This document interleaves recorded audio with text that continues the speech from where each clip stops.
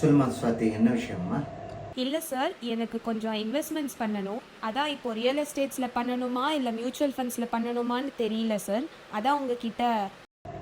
Correct. நீ mutual ஃபண்டை வந்து இன்னொரு தனி கிளாஸ் ஆஃப் அசட், அதில் பண்ணலாமா, லேண்டில் பண்ணலாமா, ஈக்விட்டியில் பண்ணலாமான்னு பார்க்காம மியூச்சுவல் ஃபண்ட்னா ஃபஸ்ட்டு என்னன்னு புரிஞ்சுக்கோமா. அது புரிஞ்சுட்டேன்னா உனக்கு தெரியும் பாக்கி எந்த கிளாஸ் ஆஃப் அசட்டில் போடணுன்னாலும் நீ மியூச்சுவல் ஃபண்ட் மூலமாக போடலாம். மியூச்சுவல் அப்படிங்கிற வேர்டே உனக்கு சொல்லும் எல்லாரும் சேர்ந்து பண்ணுறதுன்னு. இப்போ நீ லேண்டில் போடலான்னு வச்சுக்கோங்க. ஒருத்தரால் வந்து மாதத்துக்கு ஒரு 2000 ரூபாய் ஸ்பேர் பண்ண முடியும். லேண்டில் போட முடியுமா? 2000 ரூபாய்க்கு போய் லேண்டு மாதம் மாதம் வாங்க முடியுமா? முடியாது. அப்போ நீ சொல்கிற மாதிரி ஒரு பார்ட்னர்ஷிப்பாக சேர்ந்து பண்ணலாம். ஒரு 5 பேர் சேர்ந்து ஒருத்தர்ட்டையும் 1 லட்சம் ரூபாய் இருக்குது, ஒரு 5 லட்சம் ரூபாய்க்கு லேண்ட் வாங்கலாம் அப்படின்னு பார்ட்னர்ஷிப்பாக பண்ணுறாங்க இல்லையா? அதோட ஈக்குவலண்ட் தான் மியூச்சுவல் ஃபண்ட். யார் யார்கிட்ட பணம் இருக்கோ அவள் கொடுத்துருவாள். இப்போ ஈக்விட்டி ஷேரில் போட போகிறேன் அப்படின்னு இருக்கிறவா ஈக்விட்டி மியூச்சுவல் ஃபண்டுக்கு கொடுப்பாங்க.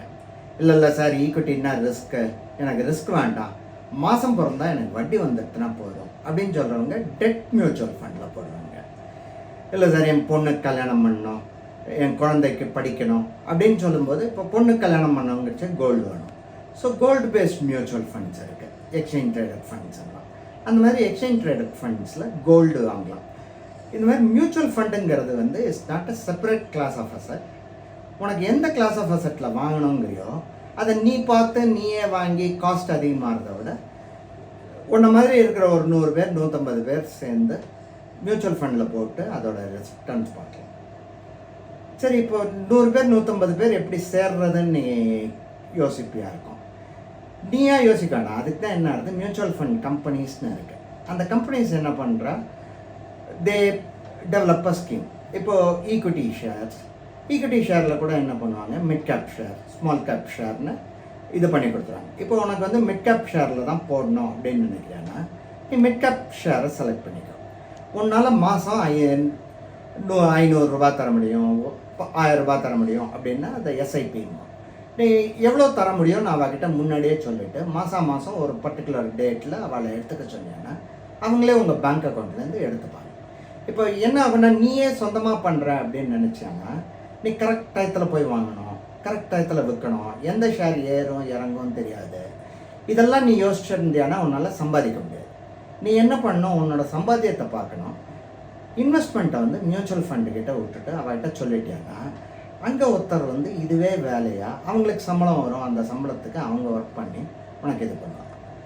அந்த சம்பளம் எங்கேருந்து வருதுன்னு பார்த்தீங்கன்னா உன்னோட மியூச்சுவல் ஃபண்டில் வர ரிட்டர்ன்லேருந்து ஒரு சின்ன போர்ஷன் அவங்க செலவுக்கு எடுத்துப்பாங்க. அது எவ்வளோன்னு முதல்லையும் சொல்லிடுவாங்க. இது எல்லாத்தையும் ஒரு ஸ்கீமாக டிராஃப்ட் பண்ணி association of mutual funds of இந்தியான்னு ஒரு அசோசியேஷன் இது இருக்குது, ஆர்கனைசேஷன் ஆம்ஃபின்னு. அந்த ஆம்ஃபியில் கொடுத்து அப்ரூவல் வாங்கி அதை டெய்லி வந்து அனௌன்ஸ் பண்ணுவாங்க. இன்றைக்கி நான் இவ்வளோ ரூபா வாங்கியிருக்கேன், அதை வந்து இன்வெஸ்ட் பண்ணியிருக்கேன், அந்த இன்வெஸ்ட்மெண்ட்டோட வேல்யூ இவ்வளோ ஆயிருக்கு, அப்போ உங்களோட இன்வெஸ்ட்மெண்ட்டோட வேல்யூ இப்படி மாறி இருக்குன்னு நீங்கள் காலம்பரை எழுந்தீங்கன்னா உங்களுக்கு ஒரு எஸ்எம்எஸ் வந்துடும். உங்கள்கிட்ட இருக்கிற பணத்தோட மதிப்பு இவ்வளோ, யூனிட்ஸ் மியூச்சுவல் ஃபண்டோட மதிப்பு இவ்வளோன்னு ஒரு எஸ்எம்எஸ் வந்துடும். இதாம்மா மியூச்சுவல் ஃபண்ட். இப்போ நீ முடிவு பண்ணு உனக்கு வந்து பணத்தை எதில் போடணும். அதுக்கு உண்டான பர்டிகுலர் மியூச்சுவல் ஃபண்டில் போய் இந்த பணத்தை போடு. இன்னும் என்ன சந்தேகம் இருந்தாலும் அப்புறம் பேசுகிறேன். தேங்க்ஸ்.